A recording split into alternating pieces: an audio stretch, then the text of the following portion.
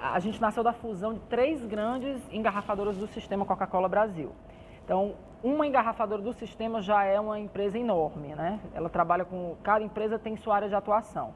Quando a Solar passou a ser uma empresa única, que nasceu dessa fusão, nós passamos a ser a segunda maior do país, resultante de 3 diferentes empresas que trabalhavam a única marca, que é a marca Coca-Cola. Porém, as culturas das pessoas que faziam parte dessas empresas eram completamente distintas, né? A comunicação que era desenvolvida na Renosa era diferente da comunicação que era desenvolvida na nossa e assim na Guararapes. Eram empresas de perfis distintos, de pessoas com sotaques, com costumes distintos, e a forma de fazer comunicação também era muito diferente porque os gestores administravam de forma diferente também. E o propósito da comunicação era distinto também nessas 3 empresas. Com a fusão, a diretoria, a presidência da empresa sentiu a necessidade de padronizar a comunicação da Solar. Para padronizar a comunicação, a gente precisava, antes de tudo, fazer com que as pessoas se sentissem dentro da Solar e não mais dentro da nossa, da Renosa ou da Guararapes.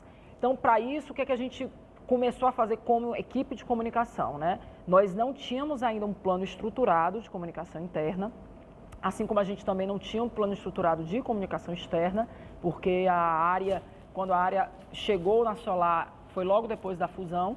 Então, a gente colocou como maior desafio desenvolver uma estratégia de comunicação interna e apresentá-la para toda a diretoria, para todas as pessoas da diretoria e da presidência. Após a aprovação deles, nós iríamos disseminar para todos os 16 mil colaboradores da empresa, que estão nos nossos 12 estados.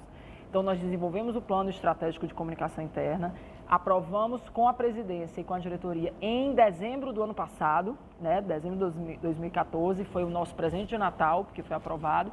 E em 2015 a gente começou a implementar o Solar Comunica, que é o nome do nosso canal de comunicação. Canal, quando eu falo, não tem ainda televisão, né? A gente quer muito que tenha TV ainda, não tem, não é o momento. Mas o Solar Comunica já chegou para todos os colaboradores da empresa e hoje as pessoas já sabem que, de fato, a Solar tem uma única linguagem, uma única comunicação.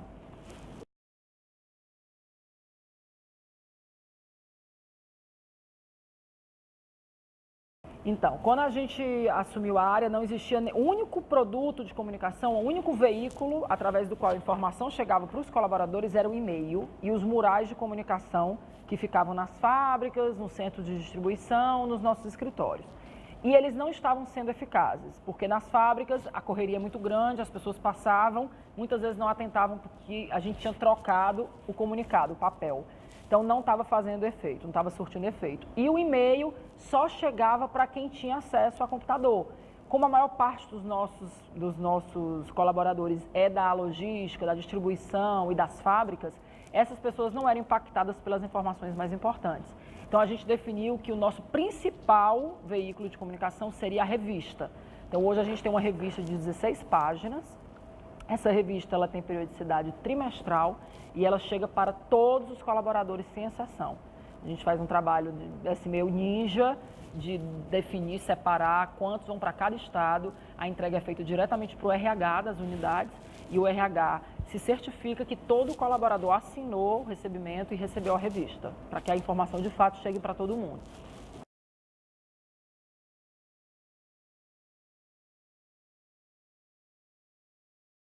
Antes da fusão, as empresas tinham seus setores de comunicação de forma completamente distintas, né? A Norsa tinha um coordenador, 3 analistas, um estagiário. A Renosa, a equipe era parte da equipe de recursos humanos, né? Era da diretoria de recursos humanos. Era bem enxuta, tinham apenas 3 pessoas. E a antiga Guararapes, que atuava em Pernambuco e Paraíba, tinha uma equipe vasta, que atuava junto com o marketing. Com a fusão, a Solar, houve uma reestruturação de equipes e nós mantivemos todo mundo que fazia parte aqui da Norsa, só que a gente perdeu algumas pessoas para outras áreas, porque as pessoas têm interesse de ir para outras áreas. Quando eu assumi, a gente tinha 3 pessoas de comunicação aqui em Fortaleza e só uma em Pernambuco e uma em Maceió.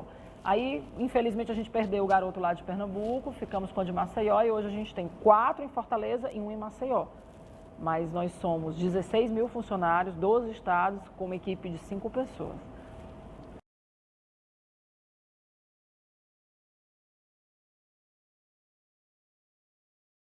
quando a gente fala de fusão e de uma empresa que não tinha planejamento estratégico de comunicação, então a nossa prioridade foi traçar esse planejamento estratégico depois que nós solidificamos a área, né? Então eu assumi depois da fusão, mas o planejamento estratégico ele só foi feito quase um ano depois, porque nós tínhamos as demandas de rotina, a gente primeiro tinha que sentir o que é que a presidência queria levar para os colaboradores, o que de fato a gente queria comunicar. Não adiantava a gente ter um planejamento estratégico e não saber o que é que os acionistas querem dizer para o colaborador, o que é que o presidente quer levar, o que é que a diretoria quer comunicar para os colaboradores. Então, o planejamento estratégico da gente em termos de comunicação, até hoje nós tivemos um planejamento estratégico de fato. A gente tem um planejamento a longo prazo, que foi a implementação do Solar Comunica, quais eram os canais que nós iríamos utilizar, com que periodicidade e o que nós iríamos comunicar.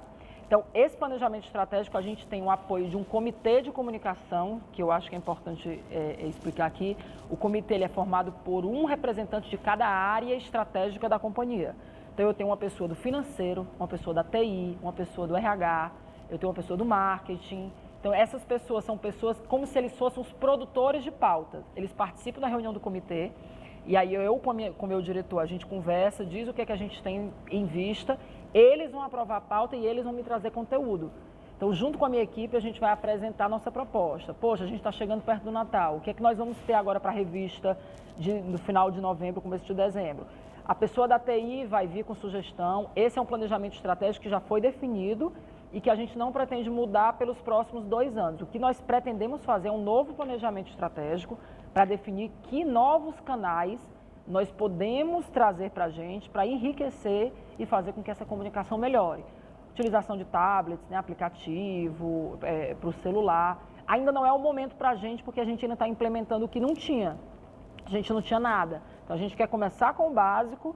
Pode parecer muito básico, né, muito trivial você ter uma revista nos dias de hoje, mas quando você trabalha com operação, com pessoas que passam 99% do dia dentro de um caminhão fazendo distribuição ou numa moto, indo nos pontos de venda, a gente precisa ter um veículo que a pessoa possa ler, possa manusear, né? Não adianta só ser algo, um celular que ele está dirigindo, a gente tem que pensar na segurança do motorista, na segurança do motoqueiro, tem toda essa preocupação.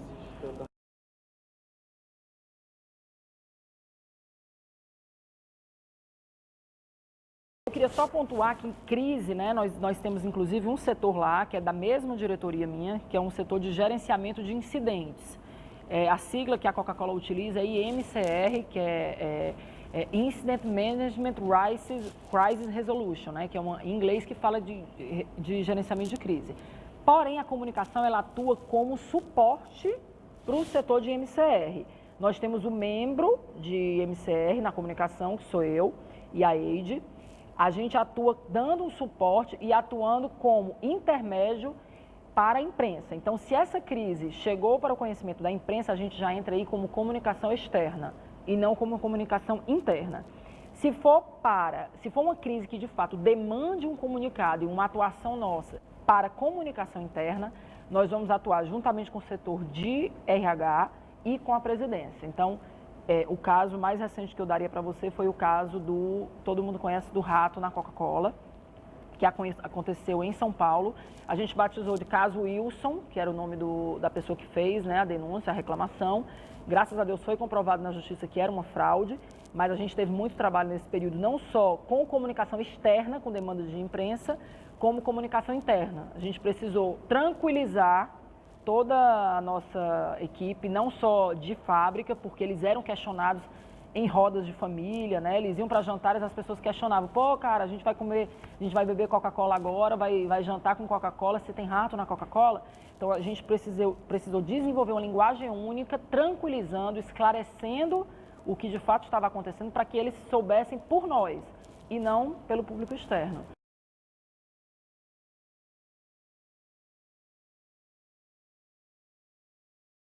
A gente precisa ter pessoas extremamente rápidas, né? Pessoas que sejam muito articuladas, que antes de você concluir, muitas vezes o depoimento da pessoa que está conversando com você, eles já sejam capazes de fazer uma pergunta que esteja alinhada com aquele pensamento. A gente tem que ter alguém que seja organizado, porque dentro da Solar né? Então, eu diria, para a comunicação interna dentro da Solar, tem que ter alguém que saiba trabalhar de forma ágil e organizado, porque são muitos estados e as demandas não param, né? As pessoas pensam assim, poxa, tem alguém para fazer só a revista? Não tem. Então, a minha equipe eu chamo de equipe ninja, né? Assim, os meninos, eles estão fazendo um comunicado, aí ao mesmo tempo eles estão desenvolvendo uma matéria para a revista, ao mesmo tempo tem uma crise, um caminhão virou e caíram 100 engradados no meio da rua, a gente precisa parar para desenvolver uma nota para a imprensa. Então, assim, tem que ser uma equipe, antes de tudo, muito ágil, muito conhecedora do que está acontecendo, porque quando você trabalha numa empresa que trabalha com uma marca multinacional, né, aspectos econômicos, sociais, tudo isso, querendo ou não, impacta no nosso negócio. Então, a gente tem que estar apto para desenvolver matérias que estejam alinhadas também com o cotidiano da gente.